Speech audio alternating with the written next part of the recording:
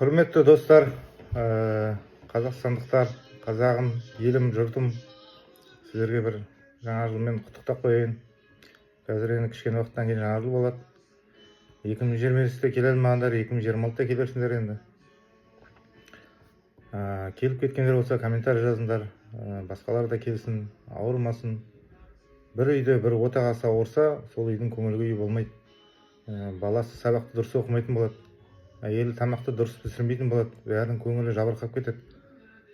Сондықтан әрірек ойлау керек те кішкене. Бір адам бір үйде нан тауып жүрген адам ауырып қалса, бәрінің көңілі жабырқап қалады. Сондықтан бір адам жазылып кетсе, сол үйдің көңілі көтеріледі, жағдайлар дұрысталады. Сондықтан әйел адам ауырса да, нан тауып жүрген жаңағы ер адам ауырса да, сол үйдің көңіл күйі кетіп қалады, бәрінің. Жазылса, бәрінің де көңіл күйі көтеріледі. Сондықтан қазағым ауырмасын, аман болыңдар. Енді мына жастарға бір айтар нем бар. Біздің поколение ол мықты иммунитеті. Себебі біздің аталарымыз, әкелеріміз, шешелеріміз жаңа дұрыс тамақ жеген, үйдің тамағын жеген. Бізден кейінгі қазіргі сендердің иммунитеттерің мықты. Кейінгі ұрпақтардікі қиын болуы мүмкін. Сендердің балдардың балдары. Кең даламыз жатқанда, ауру астан деп босқа айтпайды қазағым. Консервант, торговый домнан тамақ алсаң, 80% мусорныйда жейтін тамақ емес, консервант, мұнайдан жасалады, ГМО бәрі. Қазір үйдің жұмыртқасын таба алмайсың. Егер адам үйдің жұмыртқасын, ер адам екі жұмыртқаны шикілей ішіп тұратын болса, белсіздік деген, простатит, қуық аурулары, бүйрек ауруларын біреу болмайды. Кәдімгі мықты дүнияға балдар келеді. Ал осылай жалғаса беретін болса, кейін сендердің ұрпақтарың ауру баламен алысатын боласыңдар. Жартысы даун, жартысы жаңағы ДЦП, жартысы аутизм, одан қалған жартысы онкология болады. Сондықтан деген қазір кең даламыз тұрғанда соғыс жоқ, жаңағыдай ешқандай не жоқ, проблема жоқ, былай айтқанда. Ауру балдар дүнияға келу ол қылмыс, ол кәдімгідей қылмыс. Сондықтан болашақ сендерсіңдер. Аяқтарыңды жылы ұстау керек. Сосын қазір мемлекеттен бағдарламалар шығып жатыр. Жаңағы ауыл шаруашылығына миллиардтар ақша бөлініп жатыр. Босқа сандалып жүрмей, уақыттарыңды босқа кетірмей. Ақылдысыңдар ғой, ученый емессіңдер. Ученый миллионнан біреу шығады. Шығып жатыр ученый қазақтан. Бірақ ол миллионнан біреу. Сондықтан сендер ученый болмай-ақ та қойыңдар, ақылды болыңдар, еңбек етіңдер. Жаңағы үйдің жұмыртқасын таппайсың қазір. Үйдің қаздың етін қашан жедіңдер ал? Үйдің үйректің етін, үйдің тауықтың сорпасын қашан іштіңдер? Жоқ, таба алмайсың. Мен әтеш іздеп бір іздедім қаладан, әтеш таппадым қаладан. Бір әтеш алып едім, жарты баспа бірдеңе, айқайламайды. Уже смешанный, таза емес.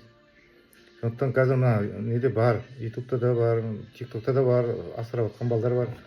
Бір 200 тауық асырайтын болса, бір үйдің все жағдайын қамтамасыз етеді. Ауылды қамтамасыз етеді. Мен босқа айтпаймын, өзім ұстап көргесін бәрін айтып отырмын. Үйректі, қазды, тауықты шығынсыз асырауға болады бәрін. Балдарын дұрыс тамақ жесін деп мен өзім асырап көрген адаммын бәрін. Сондықтан одан кейін қой, одан кейін сиыр, одан кейін жылқы, оны уже әлі жеткендер. Тауықтан бастасаңдар да болады даже. Кәдімгі тауықты алып, жұмыртқасын бір қора жетеді 200 тауыққа. 300 тауық болса, бір айына 600 мың спокойно істеуге болады. Жұмыртқаны өзімен, таза жұмыртқамен. Қазір mesela Оралда бір птица фабрик бар, ана тұрып қалатын болса, Оралда тауық жұмыртқа болмайды Оралда. Сондықтан үйдің айранын таппаймын. Уже бір апта болды іздеп жүргенім. Үйдің айраны жоқ. Ана дүкеннің айрандары ол жаңағы неден істелген. Порошоктан істелген. Үйдің айраны, үйдің қаймағы. Ауру астан деп қазағым босқа айтпайды. Болашақ ұрпақта болашақ болмайды. ГМО не жей беретін болса, ауру баламен алысатын боласыңдар. Пока сендер мықтысыңдар. Енді елдің тағдыры сендердің қолдарыңда. Сондықтан босқа сандалмай ақылдарыңды қосыңдар. Сосын деген жаңағы босқа уақыттарыңды өткізбеңдер. Керек емес. Діндарда болмай қойыңдар, атеисті болмай қойыңдар.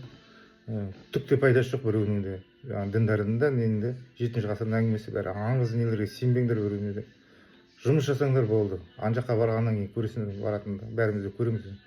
Ан жаққа ешкім барып келген жоқ, о жаққа. сондықтан еңбек етіңдер. Елдің болашағы бастарында бір нәрсе тұрсын: еліме, жұртыма, қазағыма деген. Болды. Ұят қой мынау деген, масқара ғой бұл деген. Ел аман, жұрт тынышта деген жаңағы консервант жеп, ауру бала туып, оны аурумен өмір бойы алысатын болсаңдар, өмірлерің өмір болмайды келешекте. Сондықтан әлі бар, таза тамақ әлі бар. Сондықтан жалғастыру керек те, қазір пайдалану керек бағдарламаларды. Сандалмаңдар босқа. Нағыз енді не істемейтін болсаң, шетелге кетіп қалыңдар, шетелге. Қазір ашылып жатыр, Катарға не ашылып жатыр, неге ашылып жатыр? Англияға бар, клубника терсеңдер, әйтеуір елге ақша алып келесіңдер. Кореяға анда-мында барып еңбек етіп жүргендер бар ғой. Мына жақта азын-аулақ неге уақыттарыңды кетірмеңдер. Уақыт өтіп кетеді, бітті, болды. Қартайғаннан кейін дым істемей қаласың. Ата-анаң тұра бермейді сендерді асырап, ата-анаң қартайып жатыр. Ата-анаң үндемейді, ол білдірмейді сендерді. Асырап жатыр қазір. Жағдайы кішкене күш-қуаттары бар, күш-қуаттары бітеді, болды. Сендер өздерің балдарыңды асыра алмайсыңдар, ауру бала туады, болды, аурудан ауысып жүресіңдер. Болашақ елімізде болмайды. Оның орнына басқа біреулер келеді, жер қалады ғой бәрі, адам қырылады, болды. Енді анау атеисттер дискуссиялар қайта-қайта болып жатыр ғой. Сол атеисттер қазақты қырып тастаған кезінде. 90% қазақты қырып тастаған. Анау 27-тегі аштық бар, ортасындағы зиялылар бар, алаштың нелері бар, қайраткерлері. 33-тегі аштық бар, анау байдың құйыршығы деп атқандары бар. 90% қазақты сол атеисттер қырып тастаған, құдайсыздар, имансыздар, былай айтқанда. Қазақ құдайсыз болмаған еш уақытта. Мынау ислам дініне дейін, исламға дейін тәңір бір құдай, бір алла деп жүрген бәрі. Сондықтан аса діндарда болып кетпеңдер, логикаға келмей ме, қабылдамаңдар, болды. Ақылға сыймайтын нәрсені қабылдамаңдар, болды, керек емес. Жаңағыдай құдайсызда болып кетпеңдер. Мен өзім ойым, енді өздерің білесіңдер. Еңбек етіңдер. Еңбек, болды. Ал енді мынау технология дамып жатқан заман, ана машина, сотовый, жаңа бренд киімге бастарына отпаңдар, оны басқалар шығарып жатыр. Біз оған жете алмаймыз енді. Сендер де шығара алмайсыңдар. Оны істеп жатқандар бар, соларды пайдалану керек, болды. Ал енді мынау біздің өзіміздің қойымыз, сиырымыз, жаңағы жылқымыз, жаңағы тауық, үйрек, қаз шығынсыз болады бәрінде. Тамақ керек, ауру астан. Тағы да қайталап айтамын, ауру астан. Дұрыс тамақ ішпеген адам ауру болады. Здоровый питание болмаса ауру болады. Анау торговый домдағы тамақты айттым ғой, 80% мусорный еді, мусор ол. Оны жеген адам ауру болады. Сондықтан таза тамақ жеңдер. Сол айтайын деген, енді жақсылыққа ұмтыламыз. 2026 елімізге тыныштық әкелсін. Жұртымыз аман, еліміз тыныш болсын. Пока бәрі шүкір, бәрі жақсы. Соғыстан бетін әрмен қылсын. Сол айтайын дегенім.